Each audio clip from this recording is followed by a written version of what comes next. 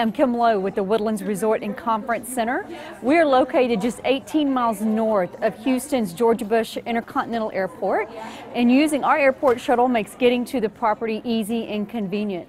Once you're there, you'll find 60,000 square feet of meeting space and unique indoor and outdoor venues for private dinners, receptions, and the like. And we also have 2 award-winning golf courses on property, a full-service spa, a huge tennis complex, and a great fitness room.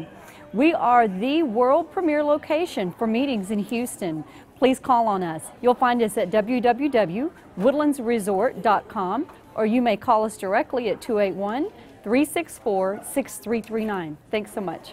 I'm looking for someone who is willing to tell us what they drew and about the learning experience. So who's willing to do that? Okay, thank you. We have one right over here in the center.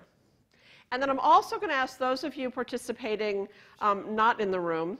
I always feel like virtual participation means that you're like not really there. So virtual, I want you all also to write in what you drew and what your learning experience was. So we're going to start here and talk us through what you drew.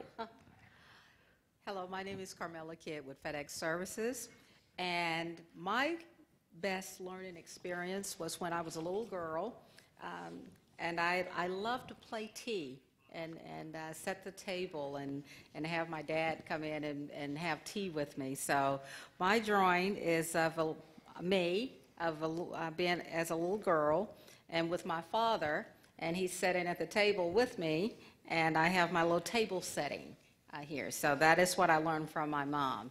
And what did you take away from the learning experience of providing this service for your dad and also for yourself? I love to entertain. That you love to entertain. Is that what got you into meeting planning? That and some other things as well. Thank you for doing that. Thanks very much. Somebody else, what you drew and what the learning was from. Of course, we're always, it's never going to be easy. Thank you for running.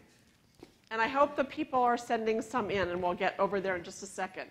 Yeah, I'm a party animal, so how about that?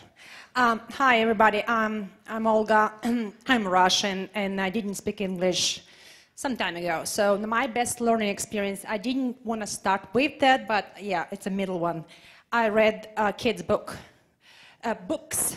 to learn how to actually read in English. You said some that came in. Yes, virtually.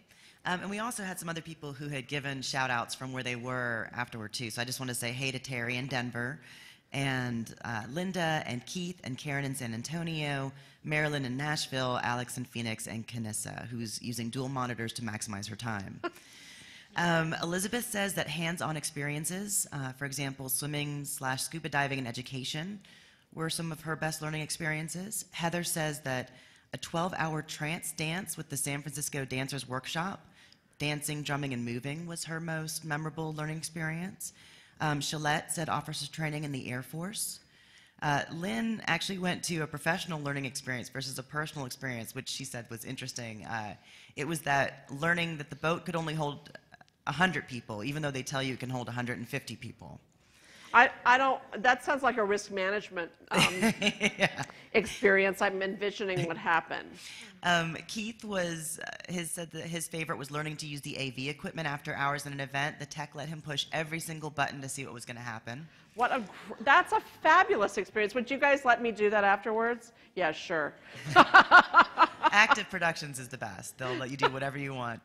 Lovedee says that a session with a training on human sexuality was one of her experiences. They had to partner up with someone and draw an image that incorporated all of your assumptions and biases, and then they regrouped and discussed, and she said that the paradigm shifts were happening all around. And I'm sorry, and who did that one? Lovedee.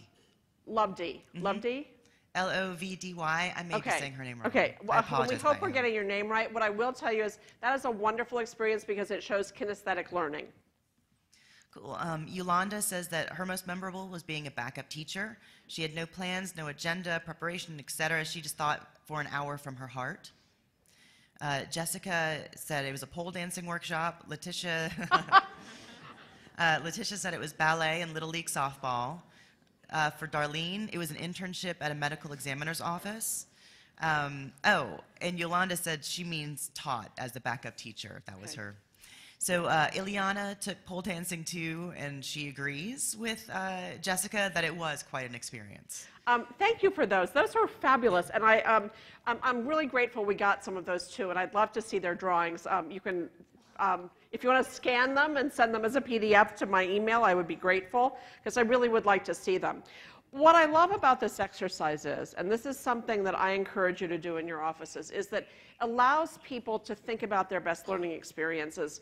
It looks at, were they individual? Were they something they did with others? Did they, in fact, learn from their children? What were the things that allowed them to learn something? And here's what you do with this. This isn't just the purpose. It's not just to do it. The purpose of this exercise is to take how people learned and then look at meetings and how we can make them the best learning experiences people ever had. So when they come to a meeting, they say, that was fabulous. Look at this new thing I learned. Look at how I learned it.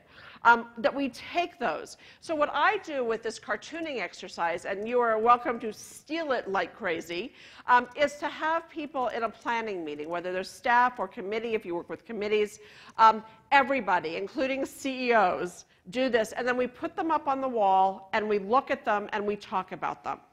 It's a great way of getting people to think about learning, to think about what we do, and then getting into how do we make it happen in a meeting.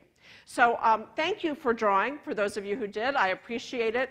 I'm sure that those of you who didn't will go home and try it. So bullet point learners. I've got some bullet points for you.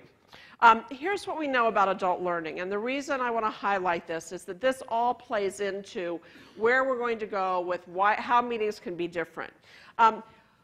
We need to involve the senses. What did I say about this room when I first started? What did I ask you to do?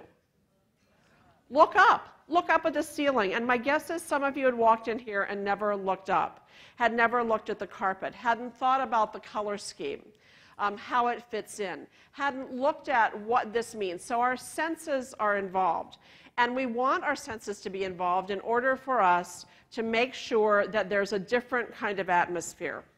We want to recognize different learning styles and abilities and experiences. If I had you all day, I would have you each introduce yourselves and say what your learning experience is, meaning how long you've been in the industry, what you know. I don't know that. So I have to make some assumptions about where you are. With an audience that you may have, it's really great to be able to understand what the audience is, who they are, what their experiences are, their level within the organization. In other words, are they entry-level employees? Have they been there for 40 years? In which case, they'd be very fortunate. So what I hope is that you'll look at that. And we know that good learning involves interaction. It involves interaction. Whether it's with the facilitator and the audience together, as we're doing virtually, so that we're doing a blended meeting, so that we're involving the virtual audience all together with you as well. And this is an illustration. These are, again, ways that people learn. I will say this. For those of you who are having angst about the handouts because they're, quote, not green, let me suggest this to you. In studies that have been done by MPI and others, we know that people want something on which to write. They don't want to have to write down everything the speaker's saying, nor do they want to have to write down everything that's on the screen. They want handouts from what's being said. So I believe that handouts are critical. And let me tell you why I use PowerPoint. This is really sad. I realized about a month ago that I think in PowerPoint. It's the only way I can be organized. Otherwise, it's all storyboarding. And when it's storyboarding, it's sort of like the diagram that Natasha showed earlier. It's great, but it's not going to be easy for a lot of you to see and read and understand. So that's why I use it. We're doing, as I said, blended learning today. And if you look at these slides, the top right is blended learning. There are people behind a table who see people at all these other locations. They're having an experience where they're interacting. What's your experience with Second Life?